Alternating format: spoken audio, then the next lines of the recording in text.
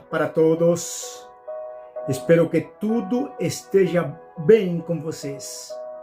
Eu quero agradecer este momento ao nosso Senhor Jesus por permitir finalizar mais uma semana cheio de vitórias e bênçãos maravilhosas na minha vida e principalmente na vida de vocês.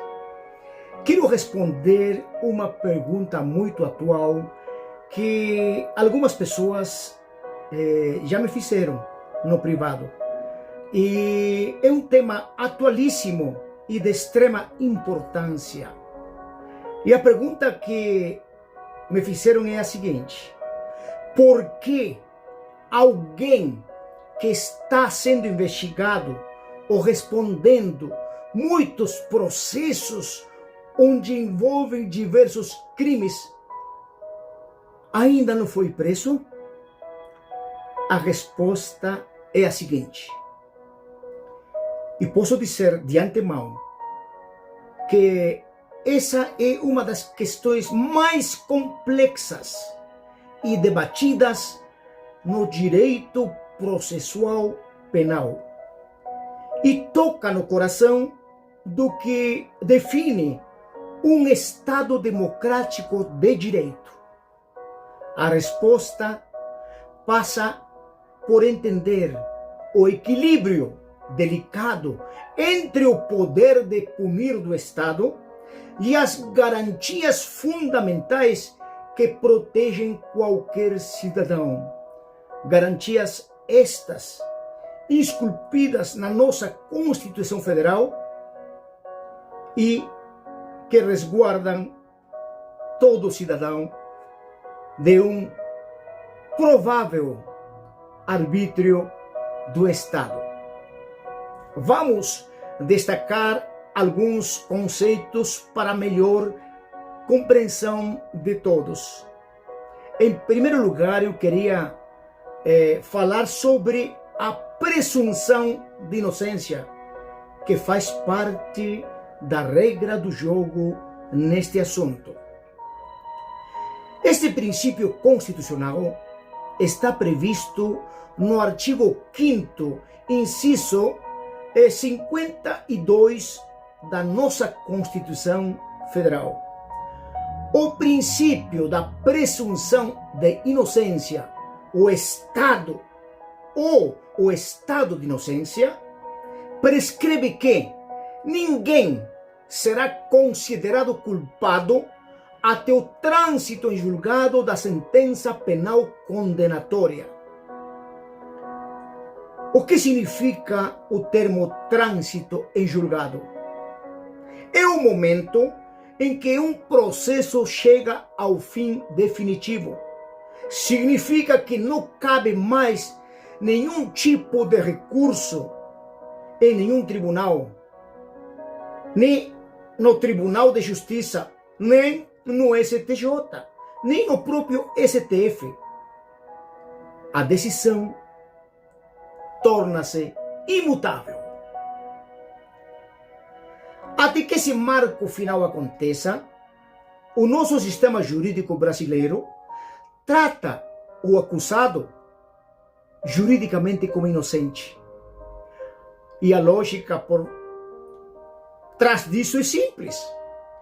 Se o Estado errar e prender alguém que depois se prova ser inocente, o tempo de liberdade perdido jamais será devolvido. Por isso, a regra geral é que a pena só deve ser cumprida quando houver certeza absoluta da culpa, consolidada pelo fim do processo. Vamos definir o que significa a última ratio no direito penal.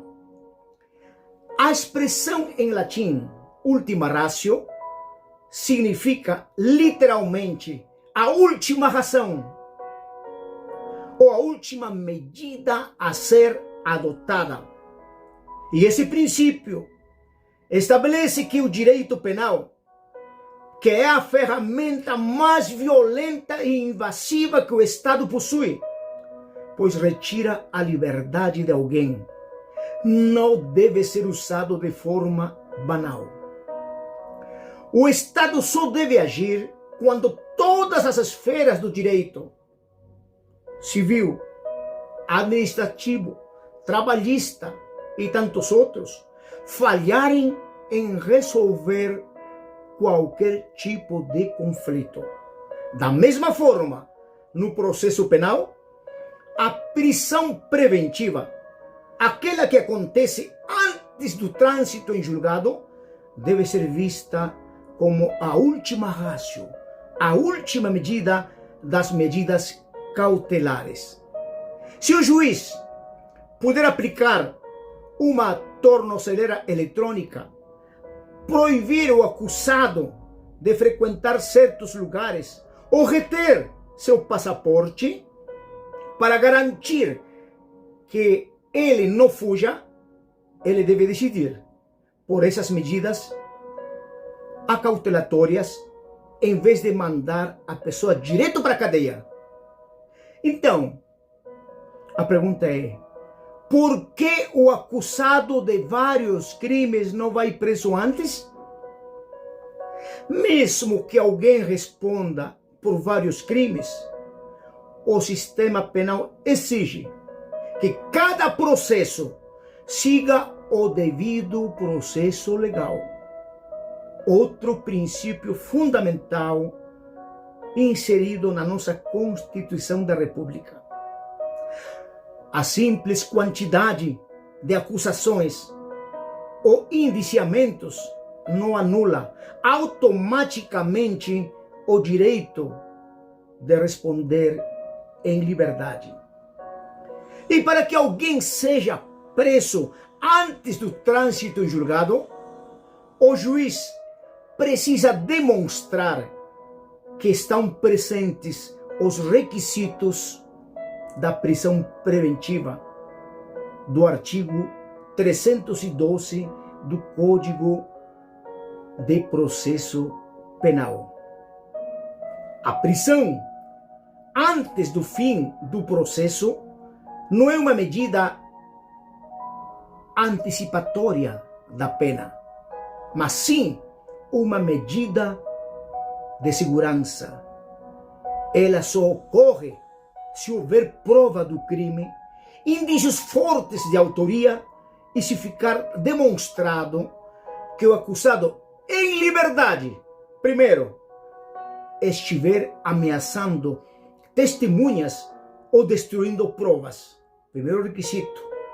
Isto tecnicamente é conhecido como conveniência da instrução criminal. Repito, conveniência da instrução criminal. E segundo, se o acusado em liberdade está se preparando para fugir,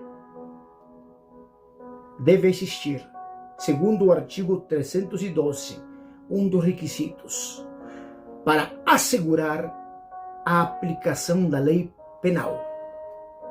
Em terceiro lugar, quando o acusado que estiver em liberdade continua cometendo crimes ativamente, continuamente, enquanto responde a algum tipo de processo, configura-se o terceiro requisito do artigo 312 do CPP, isto é, a garantia da ordem pública.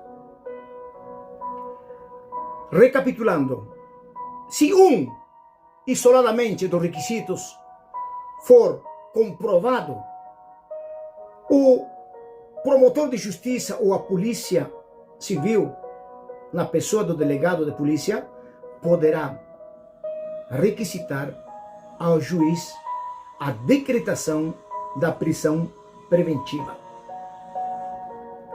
E se o acusado de múltiplos crimes estiver comparecendo a todos os atos do processo, tiver residência fixa, não estiver atrapalhando, repito, não estiver atrapalhando as investigações, e os crimes não preencherem esses requisitos de urgência cautelar, isto é, a prisão preventiva, a Constituição Federal determina que ele aguarde o julgamento final em liberdade.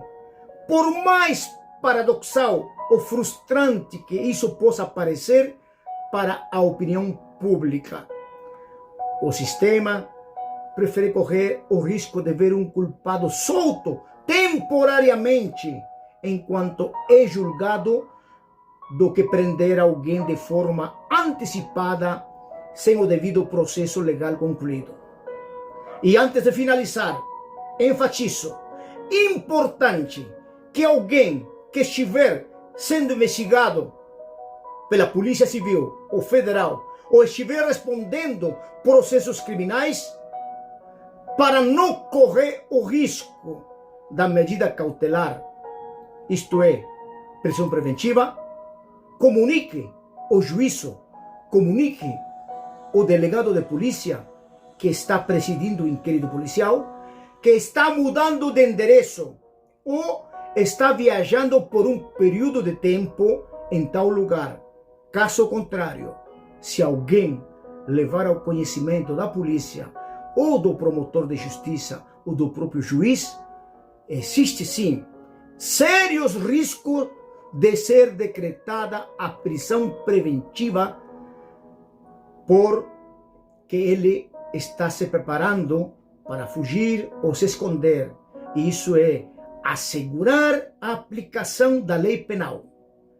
Espero ter contribuído com uma informação relevante, muito atual, e que todos possam, por gentileza, compartilhar este pequeno vídeo esclarecedor, e espero ter contribuído com uma parte do meu conhecimento como utilidade pública.